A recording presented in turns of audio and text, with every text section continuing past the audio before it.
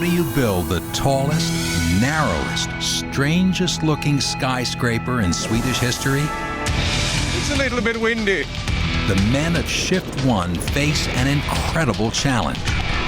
Build one entire floor of the radical turning torso in a single 7-day shift. They'll have to battle the dangers. Counter C here. The bosses. I don't know what to do. The equipment.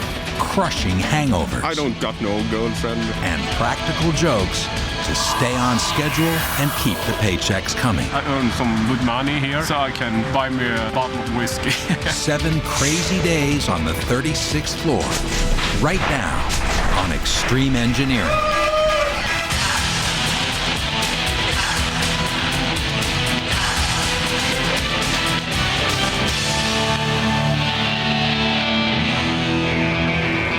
February 2004. The buyers are scheduled to move into Sweden's coolest new apartment building in less than a year. 54 stories tall, the brochures say the turning torso will twist like a licorice stick on the way up.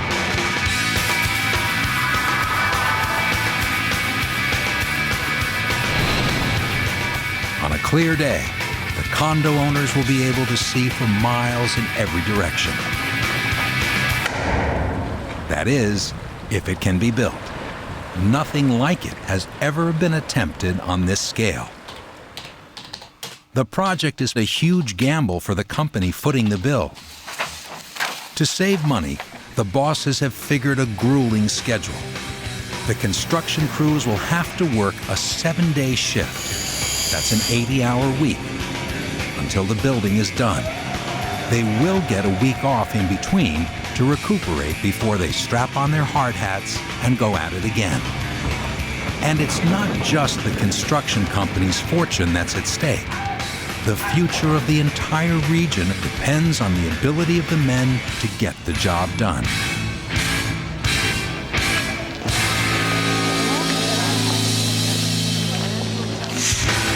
It's 6 a.m. on Thursday, day 1. For the best band of construction crew brothers that Kroners can buy. Thomas, Ulrich, Jan, Patrick, and the rest of the 21-man crew. Every one of them descended from Vikings. They'll work in punishing 45-mile-an-hour winds that will shove the temperature down below 0. How does a Viking feel about it? Vikings are men of few words. I prefer the summer. Tough situation creates tough guys.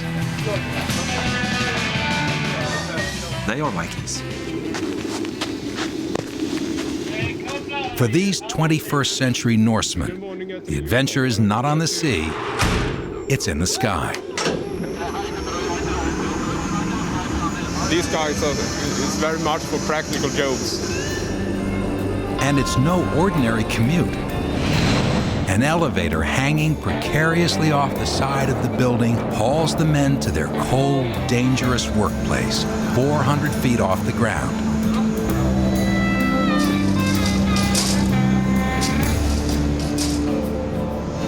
How do you like it? Is it okay?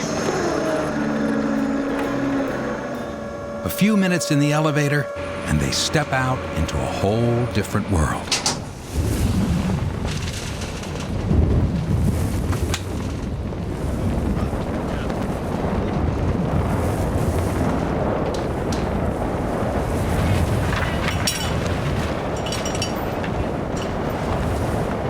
Here, a good gust of wind could send a man down to his death.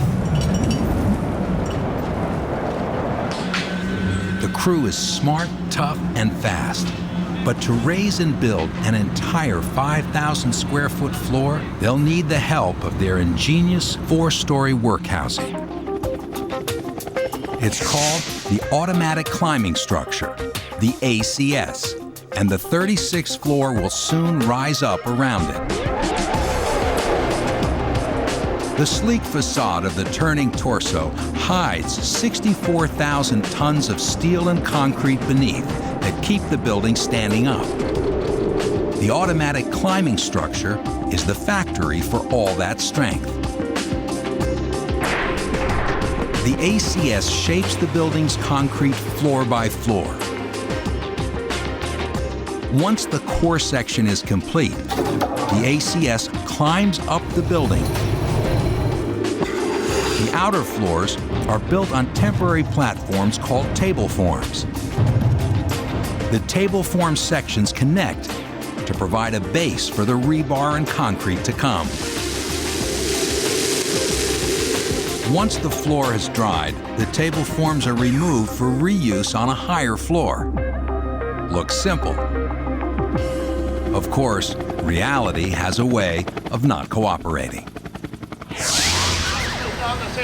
Patrick Pearson gets started moving these table form sections used to build a lower floor down to the ground for cleaning and inspection.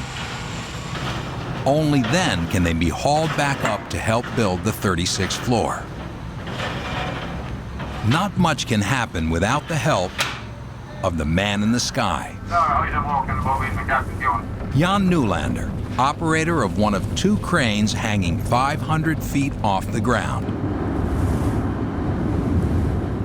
Jan is the master puppeteer of the Torso project.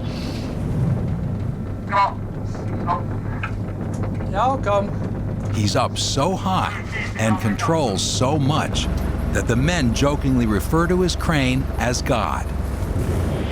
Jan takes the elevator most of the way to his job, but the last 20 feet he has to climb. Straight up a ladder open to the elements. Jan's used to it. Climbing down when it's windy, that's another story. It's not fun. It's not so fun. Jan is another man of few words.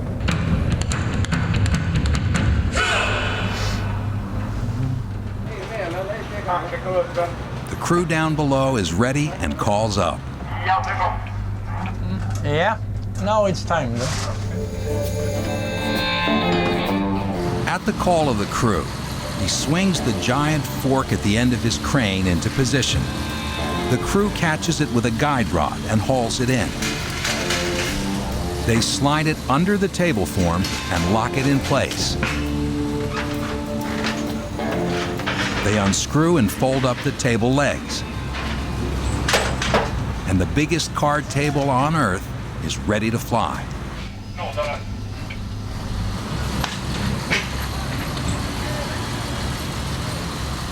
The crew has to push the table form to guide it, trusting that Jan won't pull them straight out into space.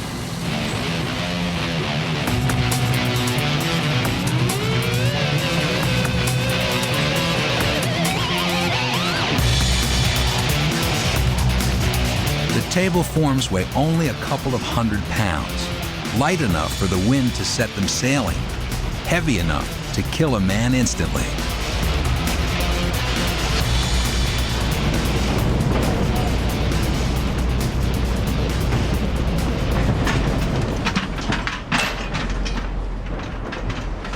One slice down, 22 more to go. The pressure to stay on schedule never lets up. The project is behind. Just since December, 10 days have been lost to the weather. The cost of the construction has gone up by millions. So how do you explain it to the board of directors if you're in charge? The cost has risen. The time has gone, so time costs money. Johnny Orbach is the politician-turned-developer who has battled for years to realize his vision of a Twizzler-shaped building. It all began when he saw a photograph of this sculpture, designed by world-famous architect Santiago Calatrava. I looked and saw a sculpture. It had cubes and also this twisting form. And I thought that this could be a residential building. It could be fantastic. That people didn't feel. Orbach was sure Calatrava would love the idea, and he was wrong.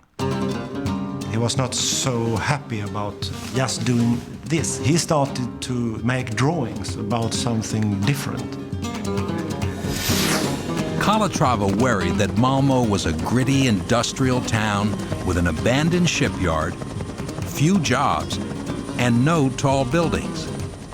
Not exactly the kind of place for a high-rise luxury apartment building. But Johnny Orbach had a master plan to revitalize Malmö. A new bridge put high-priced Copenhagen just a 5-mile drive away from Malmö. Orbach was determined to lure the designer clothes crowd across the bridge and turn down on its heels Malmö into a hipster destination. This house, it's art. You are living inside art. People shall point and say, look, that's where I'm living. If we build it, Orbach believed, the Prada handbags would come. Calatrava was sold. Only one problem. World-famous Calatrava has never designed anything where people have to actually live. There are two issues who make this building important for me. It's my first housing project, and the second one is my first skyscraper. I mean, it is a double challenge. The architect's playing a new game, and the developer has jet-set dreams. Meanwhile, back on the job site, the future of Malmö and Johnny Orbach's career rests in the hands of the guys who have to make the turning torso a reality. The table forms are down and cleaned, and now they'll have to go right back up to begin the assembly of this week's project, the 36th floor. From above, the crane operator lowers his cable.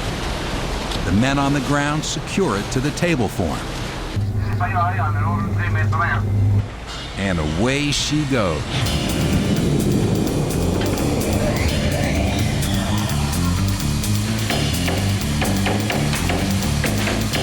"400 feet up, the men catch and shove the flying form by hand, careful not to fall off the edge.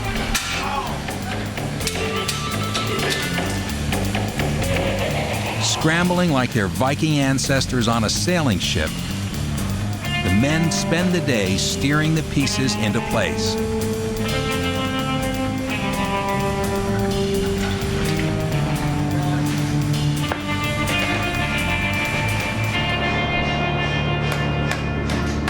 A couple of nails are enough to hold this piece for the moment. Down below, Peter Victorin makes sure the table form is level. The table form is tied to the building's concrete core to fix it in place. Finally, all of the table legs are screwed tight to the floor below, and one table form is done. Now all the men have to do is repeat the process 22 more times.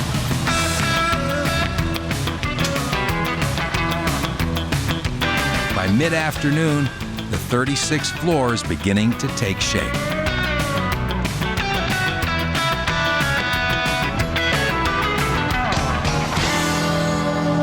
From underneath, the table legs create a forest of steel support columns, strong enough to hold the concrete when it's poured above.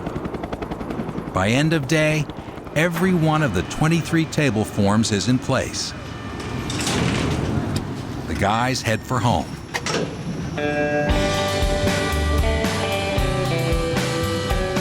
Where do you live when you're building the most expensive piece of real estate in Northern Europe? How about just in the shadow of the turning torso, in the workers' asphalt trailer park? That's where Patrick Persson holes up to get through the week. His home and family are hundreds of miles away. Quick commute, cheap rent, even if it is a little tight on space. When I chose to be a carpenter, it was because I was quite tired of reading in school, and this was a little bit different. I have a son named Oscar. He's 7 years. Yeah, he's really great. I really miss him when I'm here. At school, my son tells everybody that his father works at Turning Torso, and he's really proud. He loves to come here, stay in the caravan. I had to promise him to keep it after when we're done here. Patrick better rest up. The heavy lifting begins tomorrow. Friday, day 2 of the 7-day shift for the guys on the Turning Torso. The sun is shining, but the temperature in Malmö, Sweden is hovering around 0 degrees Fahrenheit. It's not fun. The face, the cheekbones here, gets really cold. We can't cover it enough. Yesterday's work looks pretty from the sky. 23 tight-fitting slices of wood and metal pieced into a 5,000 square foot pie pan ready to mold concrete. But not just yet, because Friday is all about the rebar. The rebar is the building's skeleton and the source of its strength. Without it, the concrete would crumble. It might look like a weightless ballet, but don't be fooled. That's a 1.5 ton, 30-foot-long steel piano flying in. Get caught underneath one of these babies and forget the medics. They'll just make you part of the building. And how does a Viking react to the danger? Everything is heavy. Everything you do is heavy, so it's quite difficult. He's a Viking. What do you want, emotion?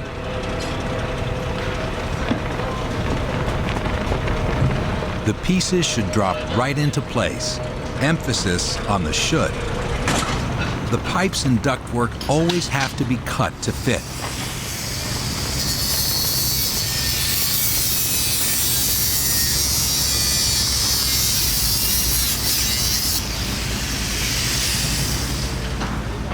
Then the pieces are tied together by hand.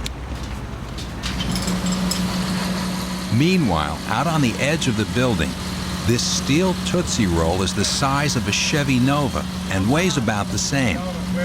The guys are preparing for liftoff. It's the start of today's most dangerous gig, the concrete spine. The concrete spine twists up the torso, part of the support structure that protects the 9 floating backbone sections from the powerful winds that batter the building. Even with its strength, the building will sway as much as a foot in either direction on the top floor.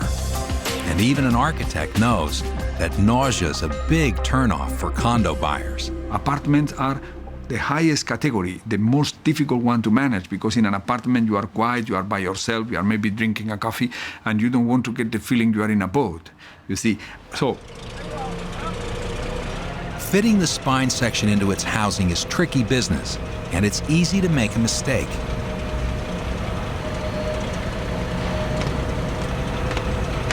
The crewman walking into the picture is Bengt Ek. The guys just call him Rocket Man. He's noticed that that big hunk of rebar in the sky is upside down. Hey, what the hell?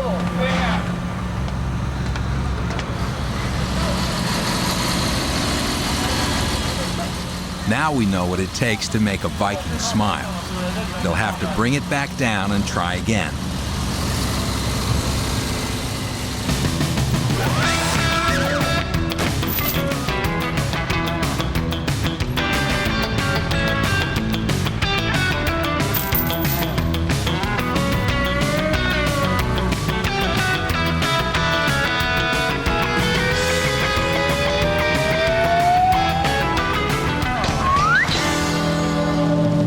Better. And now it's time to get out on the building's edge, 400 feet up, and guide the big chunk of steel into place. No restraining belts, no safety ropes, no net. And remember, there are no straight angles here. Every concrete spine section has to fit into the one below it, tilted just slightly, at a precise angle different from the piece below. Even after a year on the job, the corkscrew construction is still driving the guys nuts. Listen to this outburst of Viking outrage from Anders Manson. everything is wrong, you say. Somehow gaining control of their runaway tempers, the Vikings make it work. While the men are breaking their backs upstairs, this pile of steel tubes may derail the entire project. It's time to pay a visit to the big man. Ingvar Nolin is the Turning Torso's project director. He's in charge of every phase of production. Ingvar has made a career of difficult projects, but he's never seen anything like this. You're in a process where things are running very fast. Things are happening every day. Every day you come to work, something has happened, and you have to react on that. What shall we do? Ingvar's current crisis is the white tubular steel structure that wraps around the building. It's called the steel spine. It's critical for the torso's support, and it is falling apart. Like many other project parts, the pieces of the steel spine were prefabricated off-site. The steel looked good, but now that the crews are putting it up on the building, the welds are cracking everywhere. Just exactly why is a matter of dispute between Ingvar and his Spanish suppliers.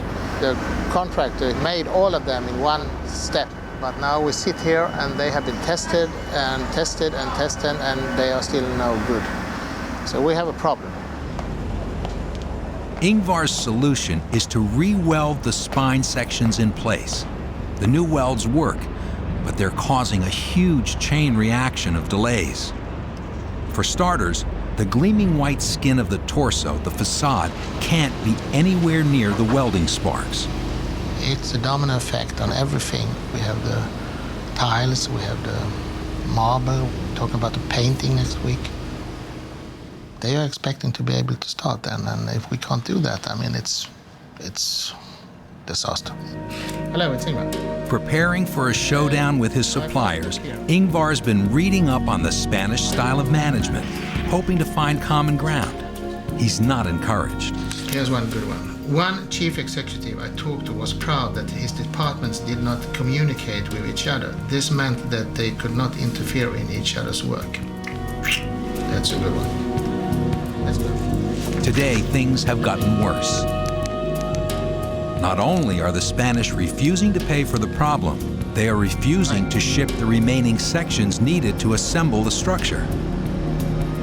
No shipment, no steel spine. No steel spine, no turning torso.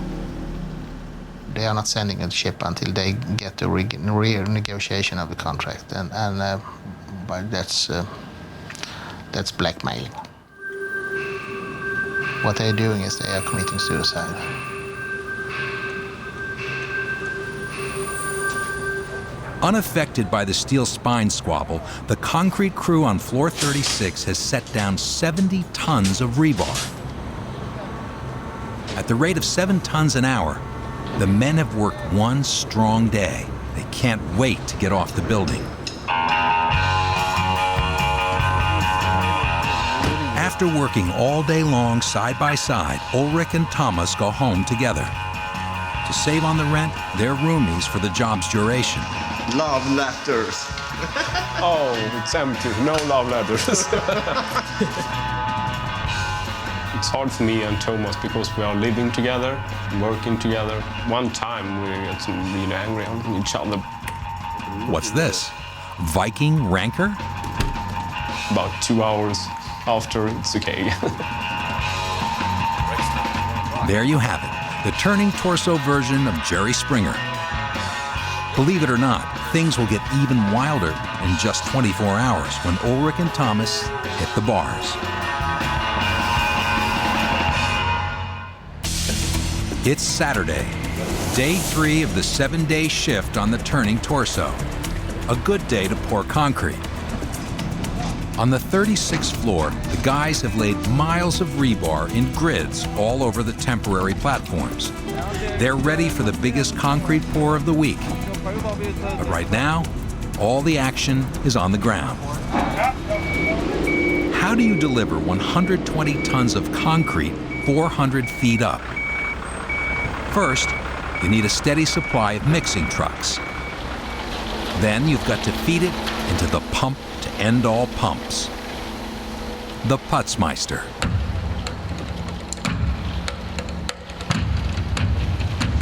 At full bore, the Putzmeister sucks in up to 2,500 pounds of concrete per minute. That's 150 tons an hour. Any way you shovel it, that's a lot of concrete. Once in the Putzmeister's maw, 2,000 pounds of hydraulic pressure per square inch drives the concrete skyward. Up top, each bone-rattling boom shakes the entire 4-floor work area. Supported by the red boom arm, the concrete is squeezed up 25 feet over the work site. Finally, it flows down from a soft rubber hose. With every new floor, the Putzmeister breaks its own record. Highest concrete ever pumped in Sweden. For the guys pounding out the torso, it's only day 3. But for the boss, it's the weekend. Ingvar Nolin's retreat is 60 miles away from Malmö, by the shores of the Baltic Sea. It's his fortress of solitude, his one escape from the pressures of constant decision-making. Or not. Hello, Staffan. Further problems. What? With the web? Oh. It's the Spanish steel again. What has happened? Is that, time to play hardball. Nothing is correct. Oh. That's the game is over, yes, because I mean, if they can sleep on it, we give them a proposal, and if they don't accept that, we have a new meeting on Tuesday at 11 o'clock, and then we cancel the contract and send them home. So much for getting away from it all. Back on the 36th floor, the concrete's down, but the job's not finished. They have to keep the concrete dry for it to cure properly, so the entire floor is covered with pre-cut sections of steel and wood. Finally, their cake is ready to bake, and the guys can take advantage of the one let-up in their schedule. Because when it comes to Saturday night, young Vikings are no different from any other guys. Ja, ikväll får det bli den gamla vanliga, så ut och tag i en riktig... Some beautiful girls. Oh, yes. Saturday nights we're going out to a bar called Mellow Yellow.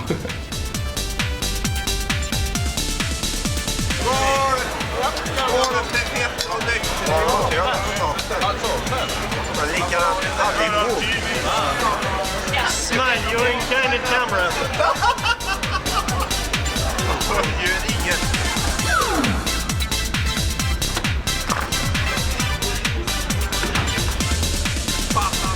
While the guys try to shake off the shyness, Thomas gets his game on. It's from kind of a long way from here. It sounds very different from our speak.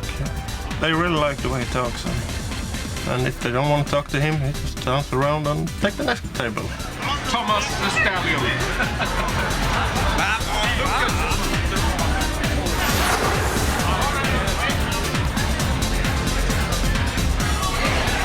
Vi jobbar ner på Turning Torso. Turning Torso. Vet ni inte? Har det aldrig varit? Är det?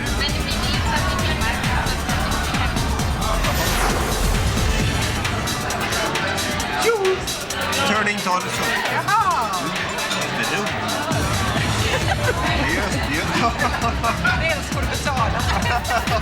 Det gör de. Är du full? Thomas's roommate Ulrich has an entirely different approach to the question. I don't got no girlfriend. I think it will come. I will find the right one. She will come.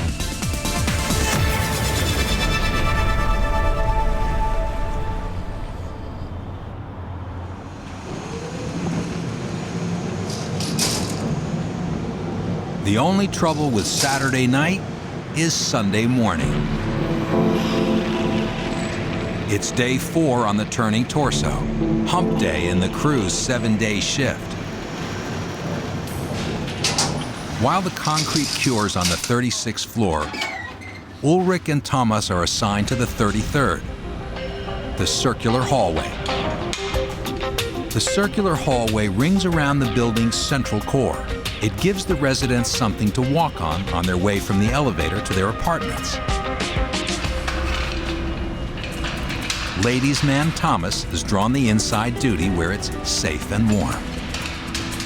This is the best job in Torso. You can look out. You understand. We got it and we keep it. Some guys get all the luck. Thomas builds the hallway the same way the upstairs team built the massive outer floors. But in this tight space, everything is done by hand. When the scaffolds are done, Thomas and the crew lay out a set of platforms to hold the floor. Getting around is tricky. Once the handmade ring of table forms is complete, they'll set down a second ring of prefab rebar. All that's left is to pour the concrete. But the massive pump used for the outer floors above won't fit in the narrow space. So Ulrich and his team have to wrestle a smaller, unsupported hose.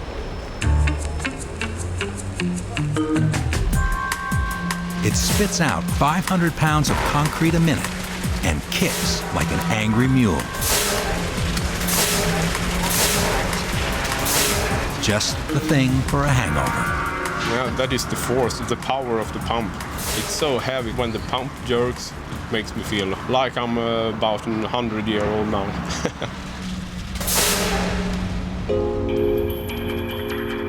The men of the crew aren't the only ones pulling long hours. The sales force is driving just as hard. Maybe we change apartment to this level. Nina and Martin Hedlund are among the first to plunk down upwards of $800,000 for an apartment at the Turning Torso. And management has invited them over to admire the view. It's great. Something there? Where are we standing now with this? This here is the middle of the living room. Okay, so there is where you're going to have your flat screen on that wall? Yeah, here is the flat screen. And I would like to have my bookshelf here. Yeah? Is it okay? No, we have to discuss that. The kitchen over here. Okay, so here is our bedroom. Yeah. It would be very interesting to see if the bed is will fit in. Think it's good? Yeah, it would be great. Okay. I'm so it would be very exciting to go in there. 2 hours later, the Hedlunds have come and gone. Ingvar's out in the country. And still, the wrestling match with the pump goes on. Finally, it's over.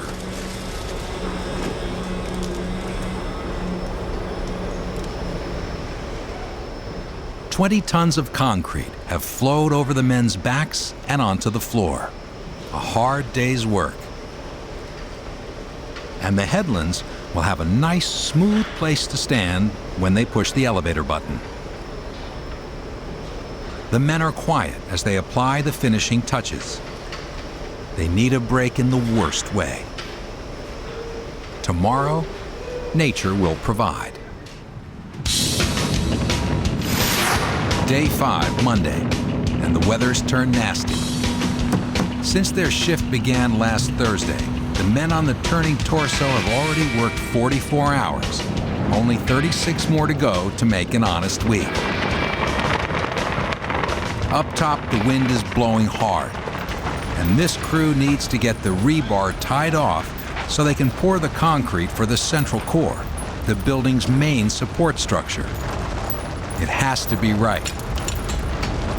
Climbing on rebar in a gale force wind is not the best way to get the job done. And so, after a valiant effort, the rebar crew calls a break. All over the building, different crews are waiting out the weather. If the wind gets any stronger, another workday will be lost.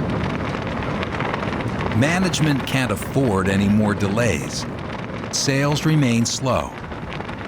Costs are skyrocketing. That one. And the board of directors has Johnny Orbach on the hot seat.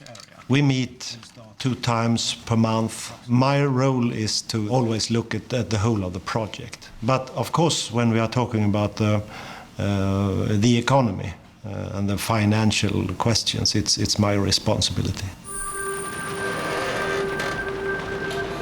But the Norse gods are not smiling on Johnny today.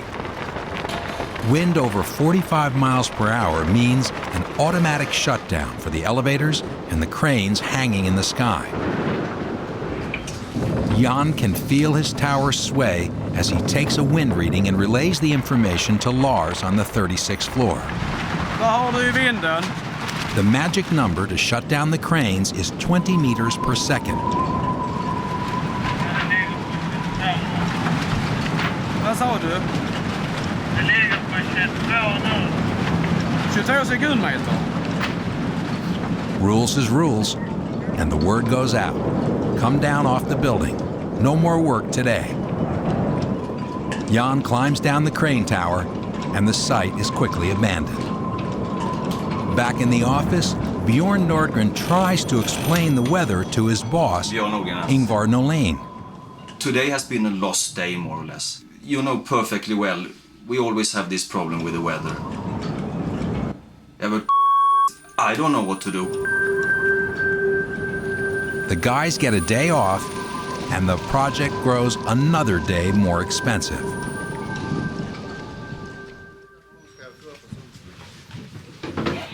Tuesday, day 6 of the 7-day shift for Ulrich and the crew. The weather's cleared, 20 degrees. And while the managers fret over the time lost to weather, Ulrich Olsen prepares for perhaps the single most dangerous job on the torso. Threading the needle from a crane 500 feet up with a 2-ton staircase through a hole at the top of the building. The staircase job begins with Ulrich on the ground, loading a section and ordering Jan and the crane to haul it up. Ulrich hops the elevator and returns to the top, while Jan braces himself for the challenge of dropping a 5,000-pound chunk of concrete through a 4-foot slot. When I can see everything, I can do it. It's not so big problem. But the problem is when I can't see here. For the workers, it can be dangerous. Ja, det är bra.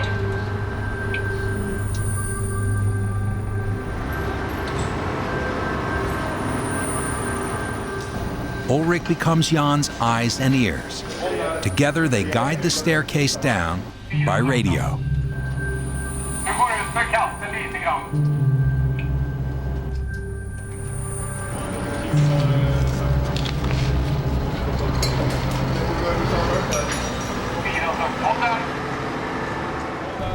The first hurdle is clearing the narrow hatch at the base of the climbing form. The stairs are too far left, so Ulrich orders an adjustment. Too much.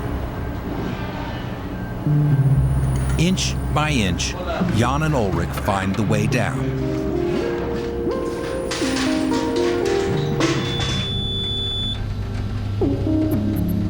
The crew guides the staircase the final few feet by hand.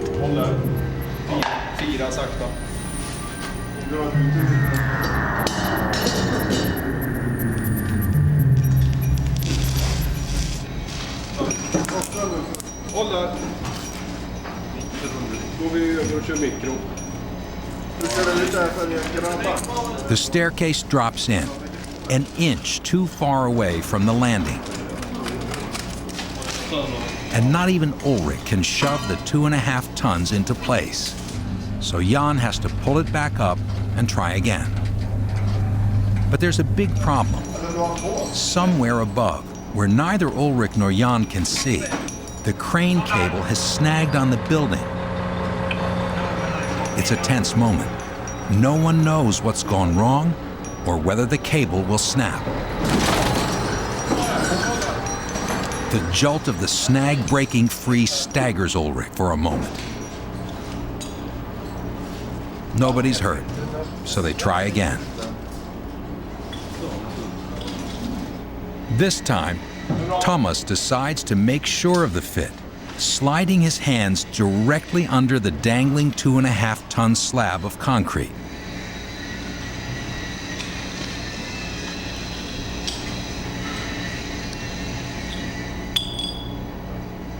Five men, a 500-foot crane, a 5,000-pound flight of stairs, and a 1-inch square piece of scrap that makes it all work.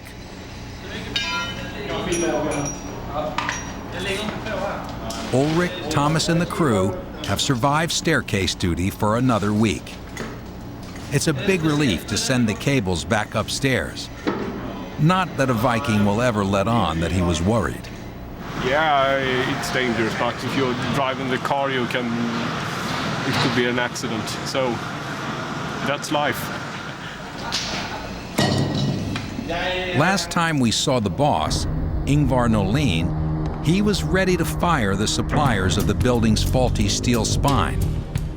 On Saturday, he was defiant. We have a new meeting on Tuesday at 11 o'clock, and then we cancel the contract and send them home. Well, Tuesday's here. What's the deal, Ingvar? Yeah, we are trying on different levels because we have they have engaged lawyers. We are talking about. That's okay, Ingvar. We get it. Lawyers.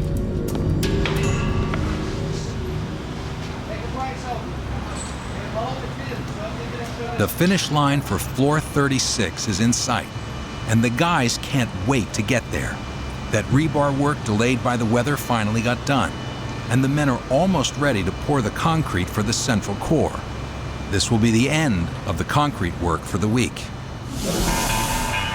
The Swede's record-setting Putzmeister hydraulic pump powers the concrete 400 feet up until the Putzmeister poops out. Something has happened downstairs with the pump taking the concrete up to us, so we'll see. Already a day behind, the concrete pour simply has to happen, or the crew's week will end in failure. The men check the hose for a blockage, but the hose is fine. The problem is definitely on the ground, and the pressure is definitely on the fix-it crew. As the delay gets longer, the men's good humor is tested. It's time for Plan B, which everyone on the site was hoping to avoid. The giant cranes, two of the busiest, most valuable pieces of equipment on the site, stop everything to become the world's least efficient wheelbarrows.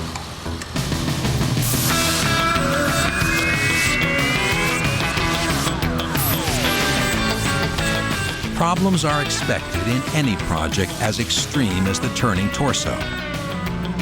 For Bjorn Nordgren, it's situation normal, all fouled up. There will be problems, and there are problems. We'll always be with that system of pumps and pipes and distributors. Yeah, we always have meetings about it, of course. Suddenly, as quickly as it had stopped, the pump lurches back to life. The Putzmeister works just well enough to get the core section poured and save the week's work for now.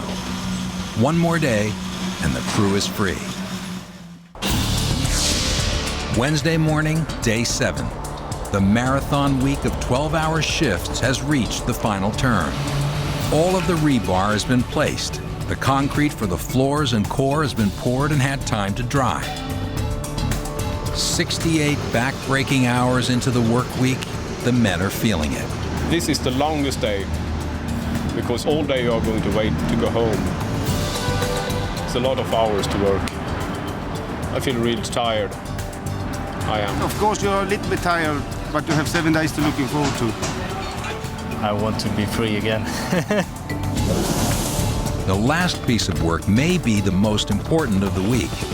Moving the team's working home, the 150-ton, 4-story automatic climbing structure, up 1 story into the empty sky, so that next week's crew has a place to start building floor 37. That's like jacking an entire Jiffy Lube station with everybody in it 10 feet off the ground.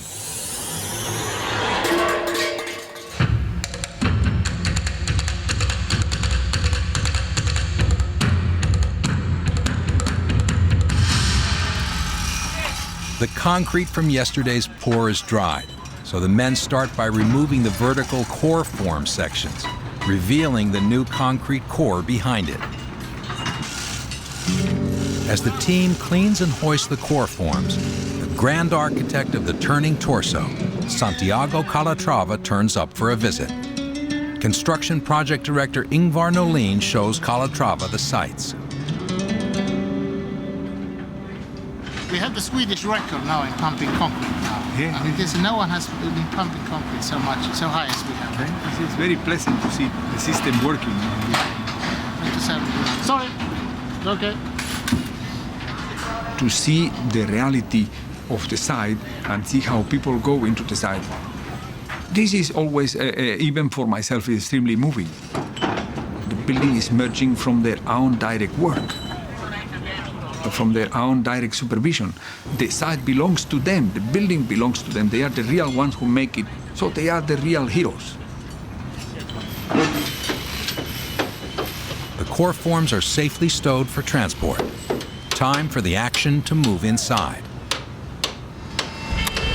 At the push of a button, 16 yellow climbing beams are hauled up the core wall by a series of bright green hydraulic jacks. The climbing beams are now set to hold the entire ACS as it rises.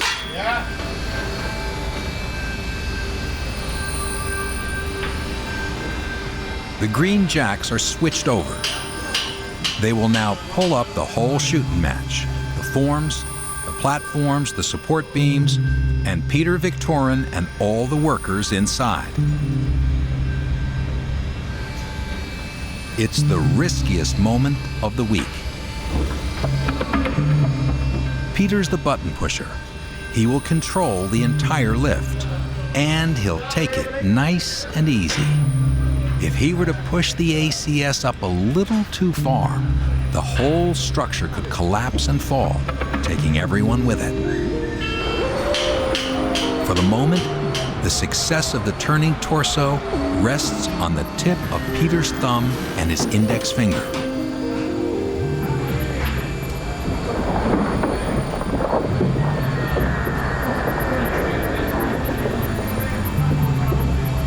The jacks work so smoothly that the men have little to do but whistle and watch. It takes 30 minutes for the 154-ton climbing structure to rise. It looks better in fast motion.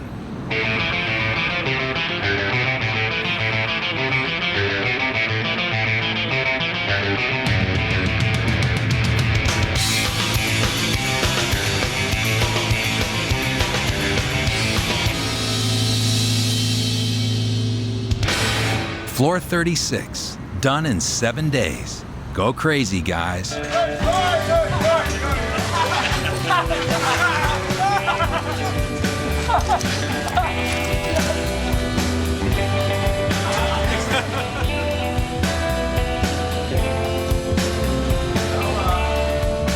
The future residents of the turning torso may never think twice about the incredible combination of muscle, brains, skill, guts, and good humor of the men who built it. But for the crew descended from Vikings, a quiet pride is evident. All of us working there, when it's coming to summertime and people are talking about it, we can say we did that bad winter on top of that building. It doesn't matter if I built a small bridge or a big tower, because if I'm going over with my car on a small bridge and I got my friends in my car, I always told them, this is my bridge. So I'm proud of what I've done before, and I'm proud over this. So that's okay. the work on the turning torso will continue, 1 floor a week, all the way up to the 54th floor. And while the construction crew gets a week off to relax, the troubles for the bosses go on. Ingvar Nolin's finally on speaking terms with his Spanish suppliers, but still he can't get the shipment he needs. Hello, Xavier, how are you? What has happened since you left Sweden last night? Nothing. So we have not come one single step forward since we met. We must find a solution on this. I mean, we can't continue like this. Okay. Will you call me back? When? 2 hours. Okay. I'll wait for you. Call me in 2 hours. Okay. Bye.